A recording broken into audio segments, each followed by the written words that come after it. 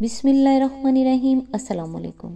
ایک دوسرے کو دین کے لیے موٹیویشن دیں، اپنی ذات سے جتنا ہو سکے دوسروں کو فائدہ پہنچائیں، خود بھی نماز پڑھیں، دوسروں کو بھی پیار سے سمجھائیں کہ نماز نہ چھوڑیں۔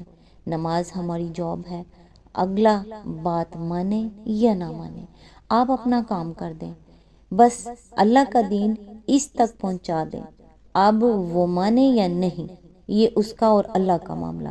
آپ اپنی ذمہ داری نبھائیں اور یاد رکھیں دین پھیلانا صرف مسجد کے مولوی کا کام نہیں ہے، بلکہ یہ ہر اس شخص کی ذمہ داری ہے جس نے محمد مصطفیٰ صلی اللہ علیہ وآلہ وسلم کا کلمہ پڑھا ہے۔ اللہ ہم سب کو دین کی سمجھ عطا کرے۔ اللہ تعالیٰ سے دعا ہے، اے اللہ ہمارے گوشت اور خون اور ہڈیوں کو آگ پر حرام کر دے۔ اے اللہ ہمیں اپنے عذاب سے محفوظ رکھ۔ جس روز تو اپنے بندوں کو اٹھائے گا تو ہمیں اپنے ولیوں اور اطاعت گزاروں میں شامل کر دے اور ہماری طرف توجہ فرما، بے شک تو قبول کرنے والا اور بڑا رحم کرنے والا ہے۔ آمین ثم آمین۔ آج انشاءاللہ سورۃ دخان کی آیت نمبر 52 سے سٹارٹ کریں گے۔ اس کا ترجمہ اور تفسیر تفہیم القرآن سے بیان کروں گی جو اہل سنت جماعت کے لیے ہے۔ اعوذ باللہ من الشیطان الرجیم، بسم اللہ الرحمن الرحیم۔ باغوں اور چشموں میں، آیت نمبر 53، حریر اور دیبا کے لباس پہنے آمنے سامنے بیٹھے ہوں گے۔ اس کی تفسیر ہے، اصل میں سندس اور استبرق کے الفاظ استعمال ہوئے ہیں۔ سندس عربی زبان میں باریک ریشمی کپڑے کو کہتے ہیں اور استبرق فارسی لفظ ستبر کا معرب ہے اور یہ دبیز ریشمی کپڑے کے لیے استعمال ہوتا ہے۔ آیت نمبر 54، یہ ہوگی ان کی شان اور ہم گوری گوری آہو چشم عورتیں ان سے بیاہ دیں گے۔ اس کی تفسیر ہے، اصل الفاظ ہیں حور عین، حور جمع ہے حورا کی اور حورا عربی زبان میں گوری عورت کو کہتے ہیں اور عین جمع ہے آئینہ کی اور یہ لفظ بڑی بڑی آنکھوں والی عورت کے لیے بولا جاتا ہے۔ مزید تشریح کے لیے ملاحظہ ہو تفہیم القرآن جلد 4 سورہ صفات حاشیہ نمبر 26 to 29۔ آیت نمبر 55، وہاں وہ اطمینان سے ہر طرح کی لذیذ چیزیں طلب کریں گے۔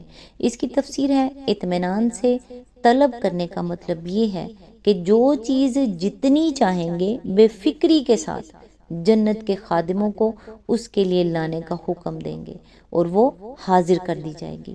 دنیا میں کوئی شخص ہوٹل تو درکنار خود اپنے گھر میں اپنی چیز بھی اس اطمینان سے طلب نہیں کر سکتا جس طرح وہ جنت میں طلب کرے گا، کیونکہ یہاں کسی چیز کے بھی اتھا ذخیرے کسی کے پاس نہیں ہوتے اور جو چیز بھی آدمی استعمال کرتا ہے اس کی قیمت بہرحال اس کی اپنی جیب ہی سے جاتی ہے۔ جنت میں مال اللہ کا ہوگا اور بندے کو اس کے استعمال کی کھلی اجازت ہوگی۔ نہ کسی چیز کے ذخیرے ختم ہو جانے کا خطرہ ہوگا، نہ بعد میں بل پیش ہونے کا کوئی سوال۔ آیت نمبر 56، وہاں موت کا مزہ وہ کبھی نہ چکھیں گے، بس دنیا میں جو موت آ چکی سو آ چکی اور اللہ اپنے فضل سے۔ اس کی تفسیر ہے، اس آیت میں دو باتیں قابل توجہ ہیں۔ ایک یہ کہ جنت کی نعمتوں کا ذکر کرنے کے بعد جہنم سے بچائے جانے کا ذکر خاص طور پر الگ فرمایا گیا ہے۔ حالانکہ کسی شخص کا جنت میں پہنچ جانا آپ اس امر کو مستلزم ہے کہ وہ جہنم میں جانے سے بچ گیا۔ اس کی وجہ یہ ہے کہ فرما برداری کے انعام کی قدر انسان کو پوری طرح اسی وقت محسوس ہو سکتی ہے جب اس کے سامنے یہ بات بھی ہو کہ نافرمانی کرنے والے کہاں پہنچے ہیں اور وہ کس برے انجام سے بچ گیا ہے۔ دوسری قابل توجہ بات اس میں یہ ہے کہ اللہ تعالیٰ ان لوگوں کے جہنم سے بچنے اور جنت میں پہنچنے کو اپنے فضل کا نتیجہ قرار دے رہا ہے۔ اس سے انسان کو اس حقیقت پر متنبع کرنا مقصود ہے کہ یہ کامیابی کسی شخص کو نصیب نہیں ہو سکتی جب تک اللہ کا فضل شامل حال نہ ہو۔ اگرچہ آدمی کو انعام اس کے اپنے حسن و عمل ہی پر ملے گا، لیکن اول تو حسن عمل ہی کی توفیق آدمی کو اللہ کے فضل کے بغیر کیسے نصیب ہو سکتی ہے؟ پھر جو بہتر سے بہتر عمل بھی آدمی سے بن آ سکتا ہے وہ کبھی کامل و اکمل نہیں ہو سکتا، جس کے متعلق دعوے سے یہ کہا جا سکے کہ اس میں نقص کا کوئی پہلو نہیں ہے۔ یہ اللہ ہی کا فضل ہے کہ وہ بندے کی کمزوریوں اور اس کے عمل کی خامیوں کو نظر انداز کر کے اس کی خدمات کو قبول فرما لے اور اسے انعام سے سرفراز فرمائے، ورنہ باریک بینی کے ساتھ حساب کرنے پر وہ اتر آئے تو کس کی یہ ہمت ہے کہ اپنی قوت بازو سے جنت جیت لینے کا دعویٰ کر سکے؟ یہی بات ہے جو حدیث میں رسول اللہ صلی اللہ علیہ وآلہ وسلم سے منقول ہوئی ہے۔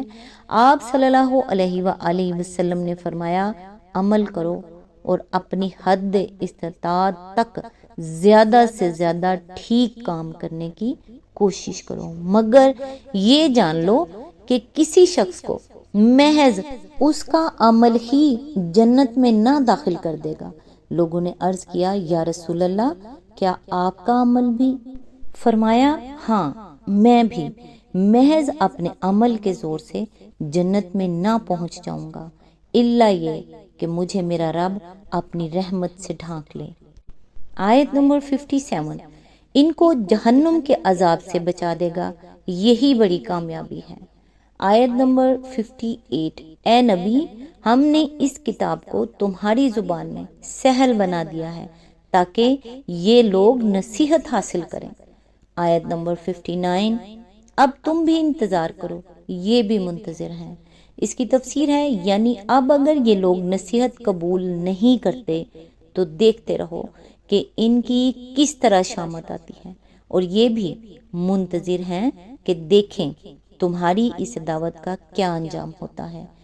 سورہ دخان یہاں مکمل ہوئی۔ نیکسٹ انشاءاللہ سورہ الجاثیہ کی آیت نمبر 1 سے سٹارٹ کریں گے۔ تب تک کے لیے دعاؤں میں یاد رکھیے گا۔ اللہ حافظ۔